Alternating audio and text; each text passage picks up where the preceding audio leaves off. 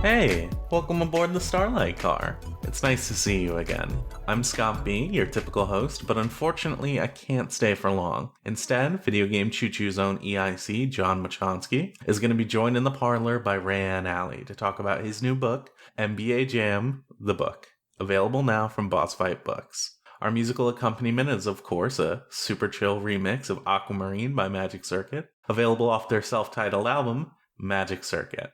You can follow them at Magic Circuit on Twitter for more information.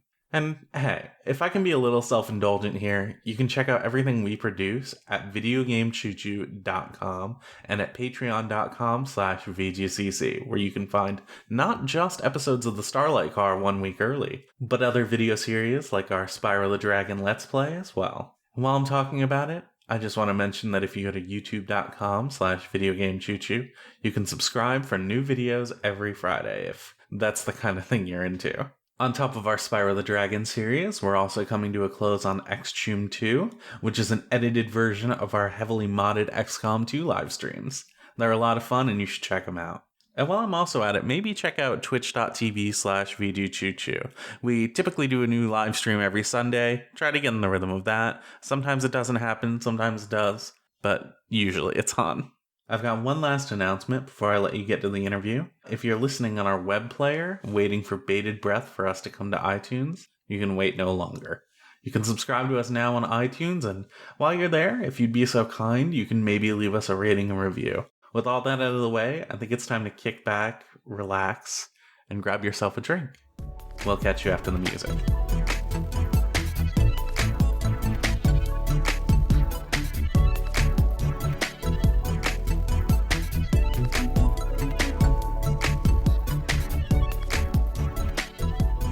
Hello, folks, and welcome to episode 3 of Starlight Car, Video Game Choo Choo's supposedly monthly interview podcast where we sit down and talk to folks from around the games industry and pick their brains in a nice, relaxing way. I'm John. Scott's not here this time. Instead, it's me. And this time, I have decided to enlist the aid, the conversation aid of Reyan Ali, who has written a book all about NBA Jam for Boss Fight Books. Reyan, how you doing? Doing great, man. Thank you so much for having me. That's fantastic. I'm so glad to have you here. And the Starlight Car is going to keep chugging down the road as we go. So I'm down with the Starlight Car. Yeah. I'll be in the sidecar. I'll be in the side seat. Oh, you are welcome on the first class Starlight Car. All that. Don't you worry about that. It's all first class on the Starlight Car. There is no. All right. I'm expecting my little drinks, like my tiny little vodka bottles. I'm gonna lose in a couple minutes. Sure. Yeah. We'll see what we can get you, like a goodie bag or something. All right. Okay. So, first off, I guess what people would probably be interested in, or even what I would be interested in, and I guess I shouldn't leave myself out of the conversation here, is, I guess, first off, what your history is in the games media. Your Twitter account is about your book.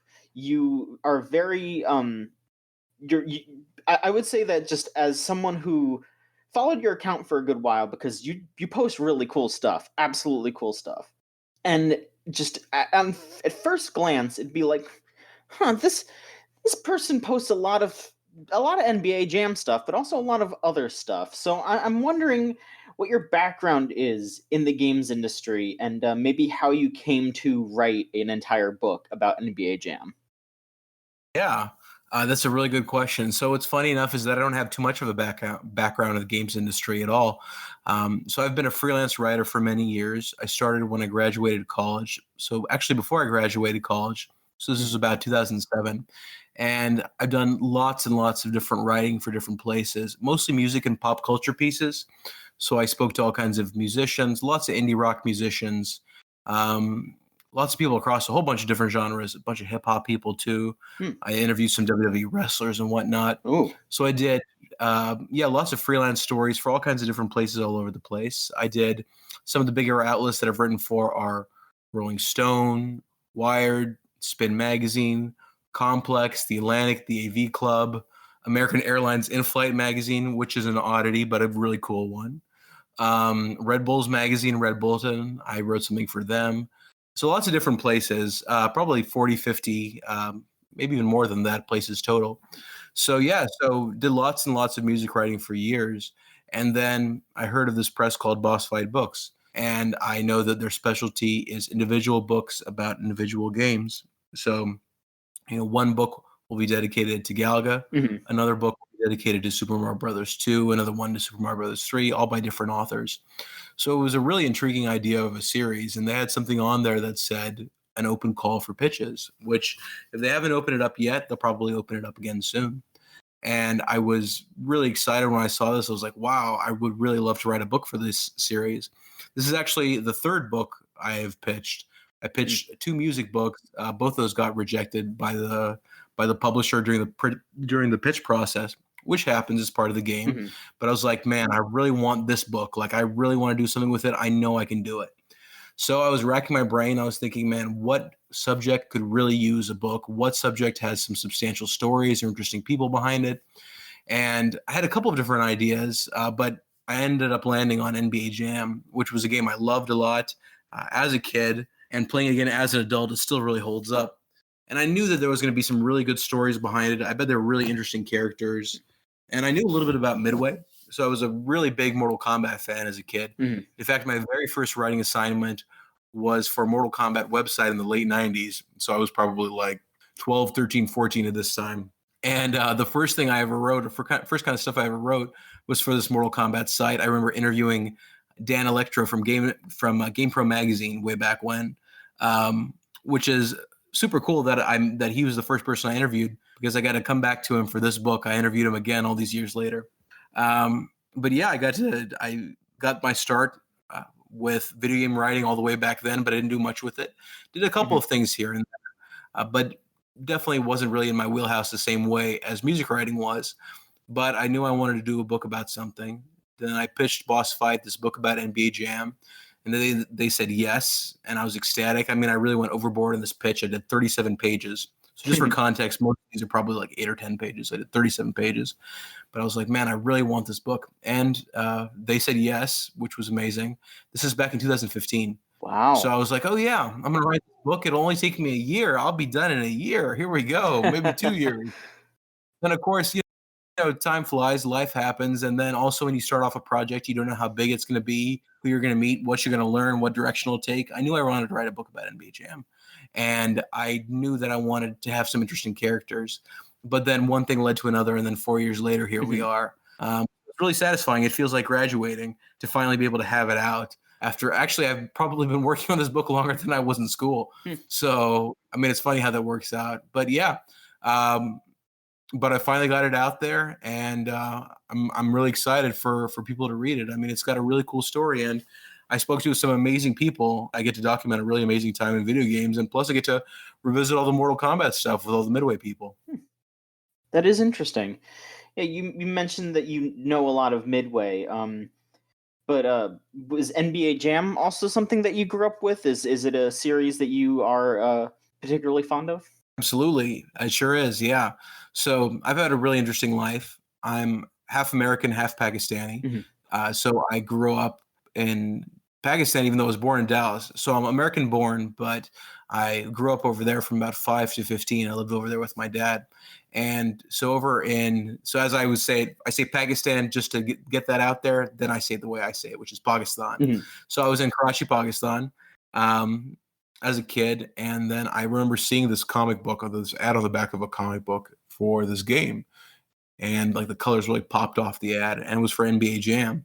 And I didn't know anything about the NBA at the time. I was probably about, let's say, 10 or so. But I loved this ad. I mean, it was one for tournament edition. The colors just popped off the page. I remember the Supersonics logo. I remember the Phoenix Suns logo. It was really just caught my eye.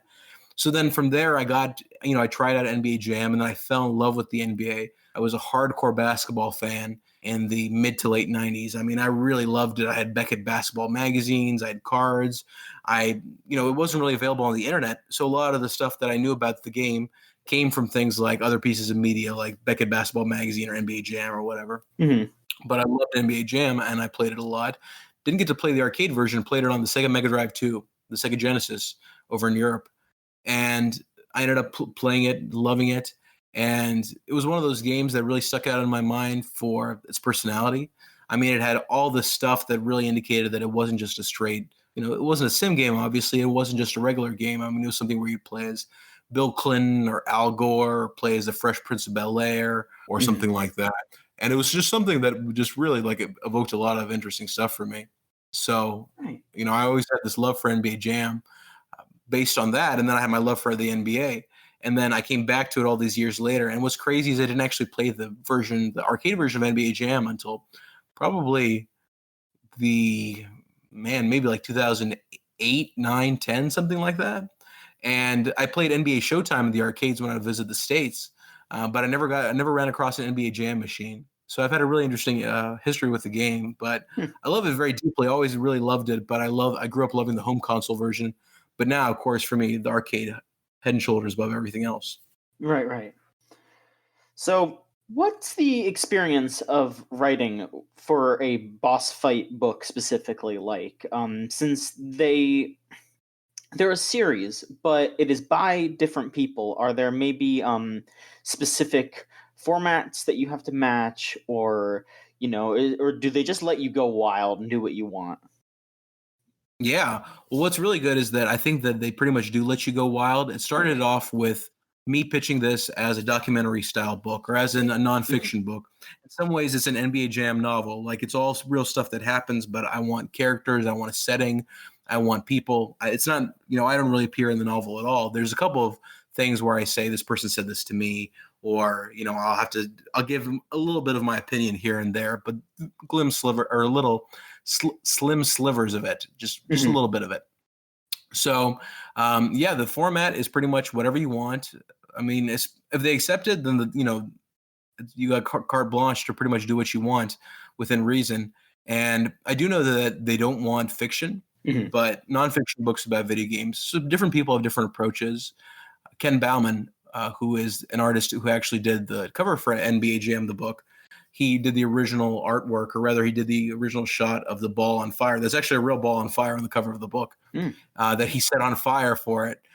He did a book about Earthbound, and his book was all about him and his relationship. I think it was with his brother, and it was very personal and it was very first person. Whereas mine is all third person. I'm not a character. It's more about the people in the world around them, that really populated the 90s. So, I decided to take it in one direction, and I was like, I don't really want to be in it. And at some point I kicked around the idea of a forward where I tell my story, because I have a pretty interesting story when it comes to NBA Jam. But in the end, the focus was all on the Midway guys and whatnot. And then Boss Fight ran with it. All right. So you traveled quite a bit, it seems, around to talk to some of the folks. Or at the very least, you got in contact with a good amount of them.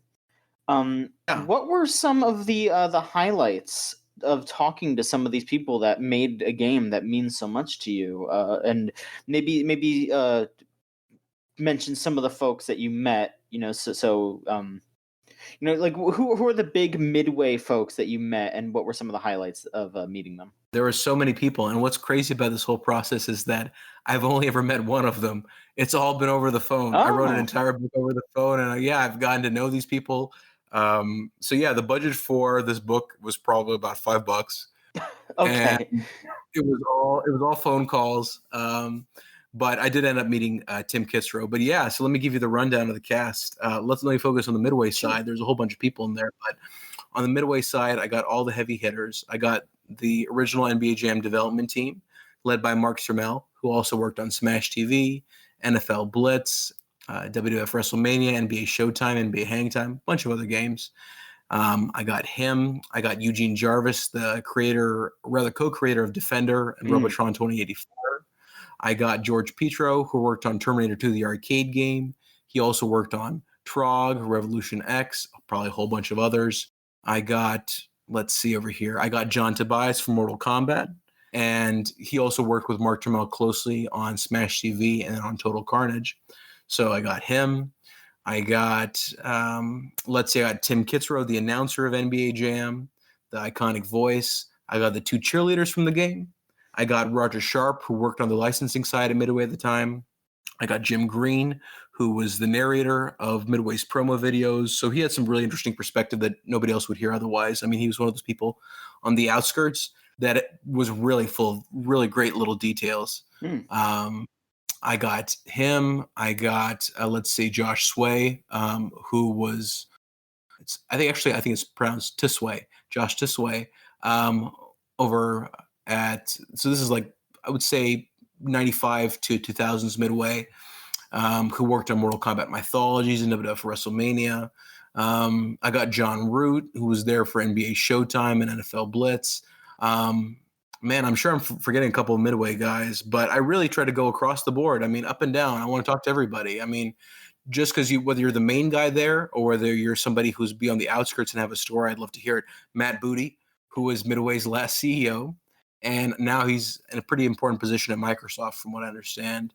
And he was also around there from the NBA Jam era onward. So all kinds of different people, and not just on the Midway side itself. I mean, if I go past that to the Acclaim stuff and the guests, then it really just got bigger and bigger. Right. So, what are some of the highlights of talking to them? Like, what were what were some of the big? Obviously, I don't want you to just ruin the book, but what were some surprising things that you heard from them? Yeah, so let's see.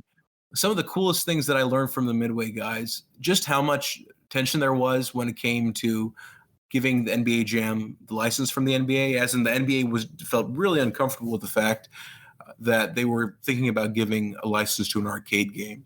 So this is something I really ever thought about. I mean, for me, arcades are something for kids. Like their arcades are something where, kids can go, of course, adults can go too, but they're kid-friendly places. The whole idea is family entertainment centers. I'm thinking of things like Chuck E. Cheese and whatnot. But in the early 90s, where the NBA was based out of, which was Times Square, the arcades were all seedy and they were all like, all near the porn shops and whatnot. Mm-hmm. And it was like Times Square was not considered a safe place.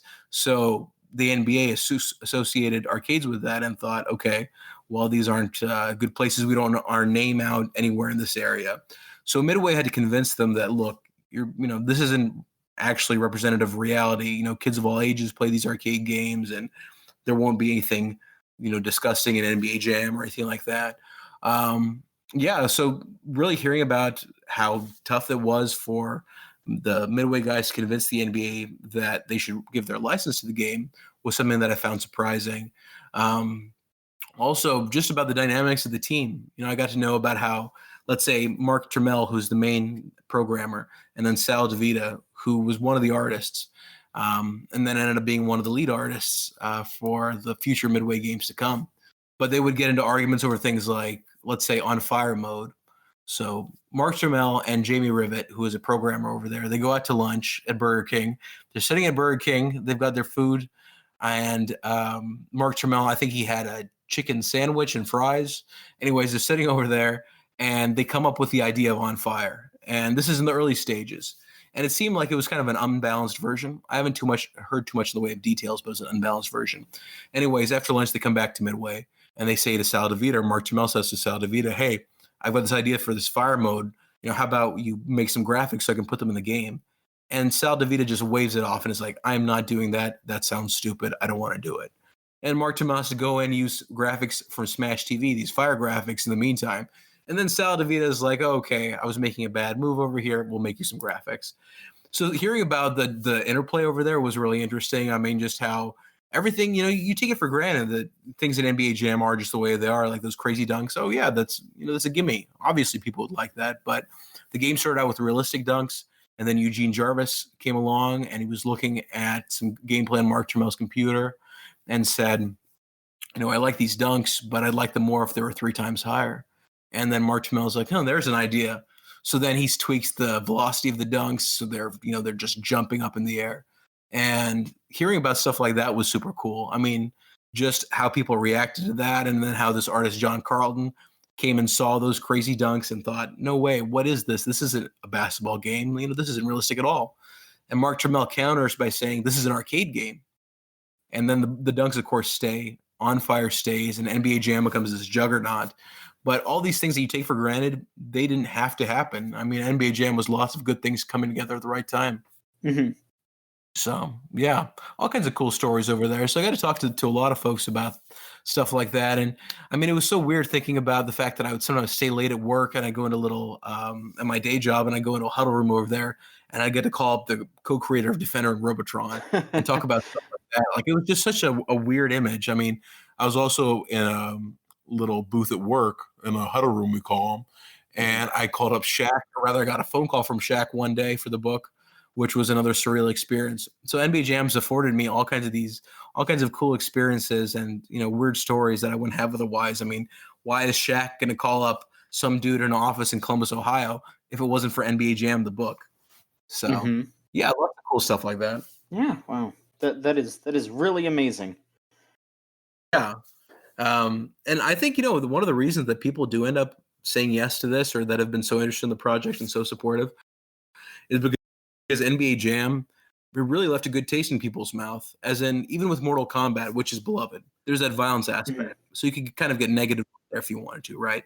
You could say, okay, I don't like this, I don't like the gore of Mortal Kombat, or I don't like this, or I don't like that. With NBA Jam, there's so much positivity that everybody's happy to talk. The game was such a success and had so many great stories and left people with so many great memories that everybody's like, yeah, sure, I'll talk. Mm-hmm. I only ever got a handful of rejections. So that was pretty good. And I thought that was a really good sign for the project early on, when I was getting, yeses left and right. Right. So I would talk to 3 people a week.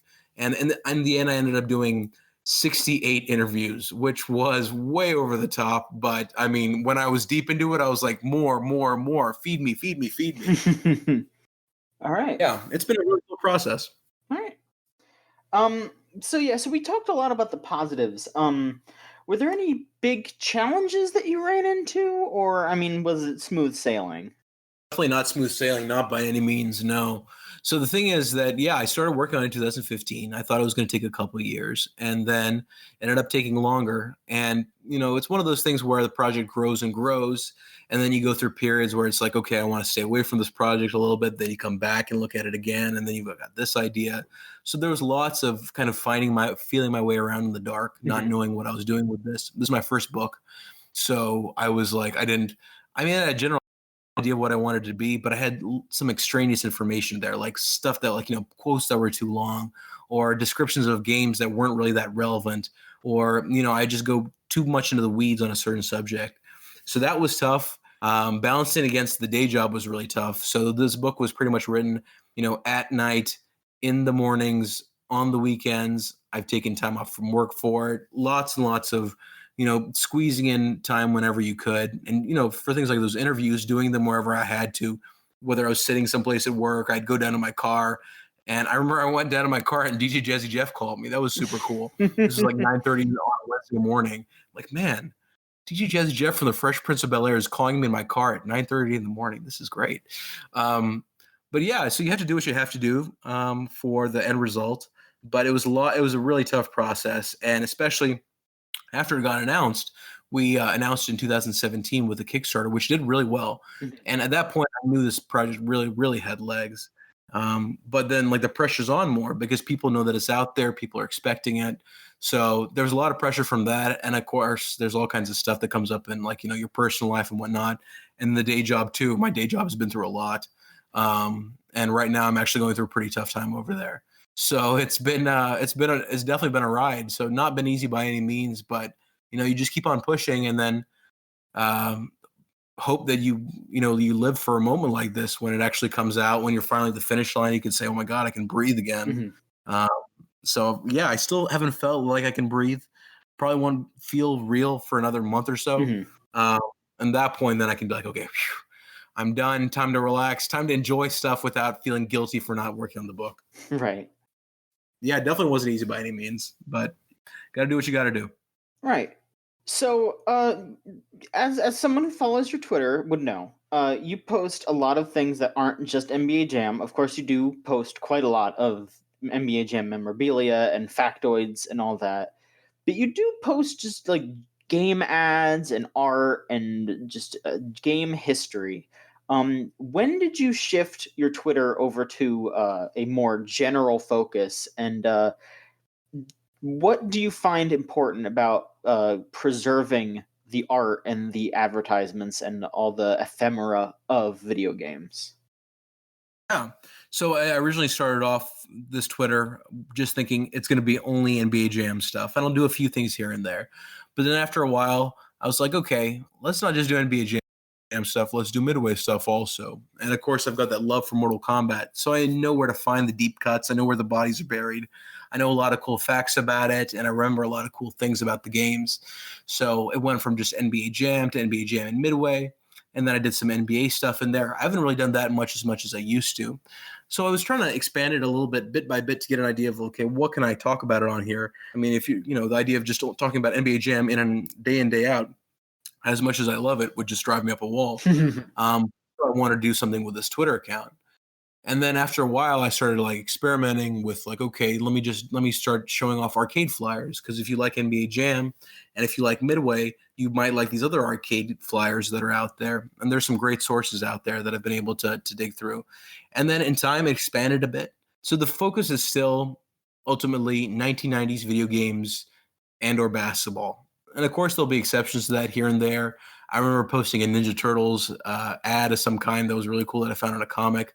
I've got something Batman related that I dug up that was super rare, that's super cool, that I want to share. That's from the mid-90s. But the whole idea with that is the 90s aesthetic and that whole world out there. I mean, it's so cool to come back through this old stuff and go back and see, okay, was this stuff any good? Were these games any good? I mean, do you remember how good this art was or how cool this stuff was? And that's when the Twitter really started taking off, and I really felt a shift because people were saying, okay, wow, this guy can talk about some other stuff too, and he knows, where to find lots of cool stuff. And I've been fortunate enough to be able to gain a much bigger audience out of this, because I think if I just had the book, it'd be one thing. But in this case now, I'm like the book and the Twitter. And the Twitter's really taken off, and I've gotten some posts that have done a lot of mileage, which is really good. I reposted one tonight, which was of Liu Kang and the actors that played Liu Kang and Scorpion, Ho-Sung Pak and Daniel Pasita, eating mozzarella sticks on the Mortal Kombat 2 set in Mortal Kombat 2 attire, which was great, which was one of those things that I found in an old magazine once, and I held on to where I knew where it was. And then, I shared it on there, and that got something like almost like 10K likes, something like that, something crazy. And that's when I was like, okay, wow, people are really into more than just that. And it's a lot of fun to go through and share stuff like that. And, video game history is one of those things where it's still so young. Mm-hmm. I mean, we still got so much stuff out there and so much stuff preserved. But I feel like not enough people, even for as much love as there is right now, I don't think enough people are preserving the stories and really taking a closer look at stuff like this. So, even though my whole focus with this is NBA Jam and Midway and, America, Chicago in the 90s over here, there's all this other cool stuff out there that it's fun to play around with and look at, okay, what were Japanese fighting game ads like in the 90s, mm-hmm. or what was Sega Dreamcast art and Sega Dreamcast commercials like in the late 90s. And it's a lot of fun, and it just really allowed me to do more stuff with it. And I really love the unpredictability of what I do. Even I don't know what I'm going to post sometimes. So I ended up digging up all kinds of cool stuff, and I've been really lucky to find some incredibly cool stuff buried. I mean, I go through magazines, I go through compilations, I have some stuff of my own that I've used. I've got all kinds of cool NBA Jam stuff hidden away. So I've got really cool stuff, and I've got much more stuff to come. What are some of your favorite finds that you've posted? You mentioned the Mortal Kombat one, but are there any other ones that you really love that you'd want to bring up? Yeah, man, there was one that I just did for 9/9/2000 or 2019 for the Dreamcast 20th anniversary. I did this. I found this photo of, excuse me. I found this photo of Melissa Joan Hart from Clarissa Explains It All and from Sabrina. It was her playing a Dreamcast at the Dreamcast launch party at Hollywood Video. And this was in 1999. And I posted this on there, and people just went nuts over it. I had no idea people love Melissa Joan Hart this much, but man, they love her. Or rather, they love that photo because that got a lot of love. So that was a lot of fun. I mean, some of the commercials that I've dug up, even the ones that aren't really good, it's fun to go back and look at them. Like there's one for Comic Zone, which is kind of like it's like a D&D style game that's being played, but it's supposed to be Comic Zone. It's just real weird. I mean, going back through and finding all this stuff and being like, wow, that was a pretty bad ad campaign. Or you go through Mortal Kombat stuff and you're like, man, look how good this stuff is. Like there's a Mortal Kombat 2 commercial out there that's just like better than any Mortal Kombat movie. No offense to Christopher Lambert and the 1995 Mortal Kombat movie, which holds a special place in my heart. But man, that Mortal Kombat 2 commercial was just off the hook. I mean, there's so much cool stuff out there that I keep finding more things. Yeah, man. Off the top of my head, the big ones that come to mind are things like, that mozzarella sticks photo. And I found so many cool old Capcom ads. I mean, I just love going through stuff like that. And, in some ways it's to promote the book. And in other ways is just to share some fun stuff. I mean, I'm a big fan of stuff like this. And it's really enjoyable to go through old magazines and be like, oh my God, do you remember this? Or look at something that you've never seen before. I don't know. It's just, it's a lot of fun and it gives me something to do. All right. What are some of your other favorite games? Other than the ones that you've mentioned previously, what are some of your all-time favorites, and maybe some games that you're playing recently? Yeah, I have not really been able to play many games recently, honestly. Not just because of the book, but because of some family stuff, and because it's one of those things. I love video games, but it can easily be a time suck. So I'm trying to balance that against a whole bunch of other stuff. But yeah, I've definitely got a passion for, I'd say, pre-2000s games the most, but there's some post-2000s games I love too. So all-time favorites. Of course, NBA Jam is up there. The original Mortal Kombat games. I love Mortal Kombat 4. People give that game some trouble, but man, I love Mortal Kombat 4 too. Tony Hawk's Pro Skater, that original series, has a real deep place in my heart. Love Twisted Metal. Especially Twisted Metal 2. I mean, that game's a classic.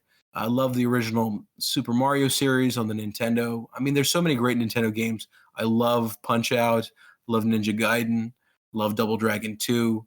I mean, all those classic Nintendo games really, they're one of those things where I feel like you can go back and play them and they're still really good. They're still a lot of fun. Let's see some other ones. Love arcade games overall. So all those Midway sports games, NFL Blitz, NBA Showtime, those are some classics too. I would say those are the biggest ones that come to mind as far as the older games go. Yeah, I had so just to give you an idea of my history with video games. So it was first I played Super Mario on the Nintendo in the mid 80s or the late 80s when I was a little kid. So I went from Nintendo to Sega Genesis, which was the Sega Mega Drive 2 over where I was. And then I went from that to the PS1 to Dreamcast. Actually, Game Boy Color was somewhere in between there too. And then up to those Dreamcast, then PS2. And then that's when I started slowing down. So I had a PS3. And then just recently, in fact, I got a PS4. And now they've already announced PS5. And I just got a PS4, like within this year. So I'm way behind it. But yeah, otherwise I've played Mortal Kombat 11 lately. Really like that game. There's something that means a lot to me to be able to play a game from the same people that worked on the original games. Just that connection itself, there's a sentimentality over there. Plus, it's a really fun game too. Been playing in a lot of Injustice too, mostly fighting games. I really love fighting games because you can pop in and out. I did mention Street Fighter. I love Street Fighter. I really like fighting games. I can play them for a spell, and then I can take myself out. I haven't been get really deep with a game in a long, long time, but I'm hoping. Maybe after all this dies down, maybe I'll take like a social media hiatus or do something like that. And then I'll be able to really dive into a game and just be like, okay, just focus on the game with nothing else over there. But those are some of my favorites. Right. And of course, you did mention wanting to wind down a bit afterwards, but I do want to ask, after the NBA Jam book is out, is there anything that you are planning on working on afterwards, or maybe another game that you'd want to focus on, or is this maybe a one and done sort of deal? I don't think it's a one and done deal in the way that I don't think I don't know what my next project is to be just yet. I've got a few ideas, but I'm also, want this time, I learned the fact that, I worked on this book for so long that like, okay, what I really should have done was, obviously I should have planned a few things better, sure. But one thing in my head was I feel like I definitely underestimated how long the process took. So for whatever next project I do, if it's something substantial, that I'm going to be like, okay, I'm really going to pace myself this time or get an idea of, okay, I'm going to need some padding over here. I'm going to need a break over here, or maybe it'll be this big, or maybe I'll have to cut this out. So I definitely want to return to video games. I've got a couple of ideas floated around for stories about video games. I'd really love to do something about Tiger. Really want to do something about Tiger Electronics and that whole empire. I mean, those guys had the license to every game out there. And they were huge in the 90s, even though, when you talk to people about Tiger games now, people are like, those were garbage. Like, why? Like, these games are so bad, but everybody loved them. And they sold like hotcakes back in the day. So I'm not sure if I'd want to do a book about Tiger, but that's one I'm floating around. Definitely want to work on some other stuff. Definitely, this is the first book of many to come. Don't know if my next one is going to be about video games or what it's going to be. Still figuring that out, but definitely want to do more video game stuff in the future, and I want to return to it. Not sure for the next project, but I definitely want to come back to video games. And I've got a few ideas in mind, but they're so tentative that I don't want to say too much. But the Tiger one is just the one that came up recently that I'm like, man, I bet I could totally write a really good Tiger story. I bet there's something really good, and nobody knows any of these people. None of this is touched. As far as I know, there's nothing out there about Tiger so far. All right. Well, that was all extremely illuminating. I look forward to reading more of your book as time goes on. If you could, please let the good folks listening know exactly where they can purchase it once it's freely available. Well, actually, before that, I have a question for you. Now, this isn't to put you on spot or anything. So, of course, if you've not even opened it, no sweat. But if you've read the book, how far have you gotten? Just out of curiosity, or what have you read? I've read a little bit of it. I skimmed through here and there, but when I sat down to actually like read it, I've read like halfway through the first chapter. Awesome. It is very good so far, though. I am enjoying it. So, no sweat. No. I always felt weird. Like I do lots of musician interviews, and then musicians would ask me, "Oh, how'd you like the album?" or "What do you think of the album?" And it's like, I'm talking to the guy that made it.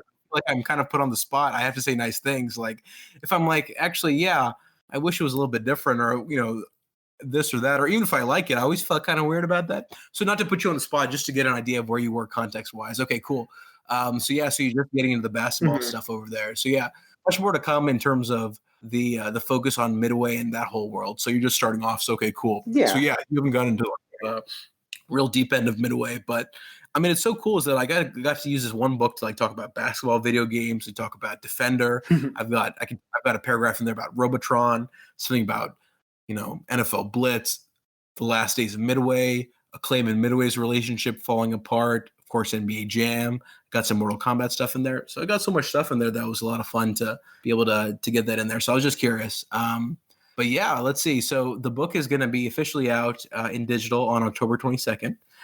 We just unfortunately heard about a delay from the printers, the guys who are actually doing the physical printing of the book, that the physical copies won't be mailed out until November 14th. So the upside of this is that I can kind of space out the next few weeks instead of having to cram everything into Tuesday. I've already got some amazing things planned for Tuesday as far as stuff that I'm going to share, stuff that I'm going to do on there. I don't want to say too much, but I've got some really cool stuff. But yeah, so from there, like from that time frame from Tuesday until the 14th, I'm guessing going to be celebrating the launch of the book and it being out there. So yeah, if you got an Amazon Kindle, you can go over there and buy it right now. I don't have a link for it offhand, but yeah, just look up Amazon Kindle NBA Jam book and you'll be able to get to it. Also, tinyurl.com/NBA Jam book if you are interested in the physical plus the digital. And those have just started going out to the Kickstarter backers, and I've gotten lots and lots of positive feedback, which is great. It's super gratifying to hear people reading it and talking about it and whatnot, because you spend so long working on it. Like, will this ever see light of day? Will anybody else ever talk to me about this? Will they know what I know? So it's super cool to see that. But yeah, tinyurl.com/NBA Jam book. I'm on Twitter at NBA Jam Book over there. Yeah, you should absolutely follow if you're into old game stuff and old pop culture. I have a lot of fun stuff that I post, and I'm always finding more cool stuff and always happy to talk and interact and whatnot. It's always a blast. Yeah, so those are the main places for the book, and then more stuff to come in the future. But Tuesday's the big day. Long time coming. And then the physical release will be here before I know it too. All right. Well, congratulations on the release coming up. And thank you all for listening to this episode of the Starlight Car. We are available on Patreon a week early. That is patreon.com/VGCC. If you just donate $3, you get access to podcasts like this, as well as our Let's Plays a week early and our anime podcast, Chuchigatru Unlimited Train Works. So please feel free to donate. And that should do it. We will probably be doing a normal sort of schedule. I just wanted to talk to Reyan here before the book came out because, you know, I didn't want to be like, oh, hey, let's talk in a month and a half. Yeah. I wonder what I'm going to be talking about in a month and a half because I still got a lot left in the tank. Not sure what I like. Yeah, I don't know what's going to happen next month and a half, but who knows? Thank you so much for having me. I really appreciate it. It's been a blast. Thank you for being on. And we will potentially have another passenger in the Starlight Car very soon. Thank you so much for listening.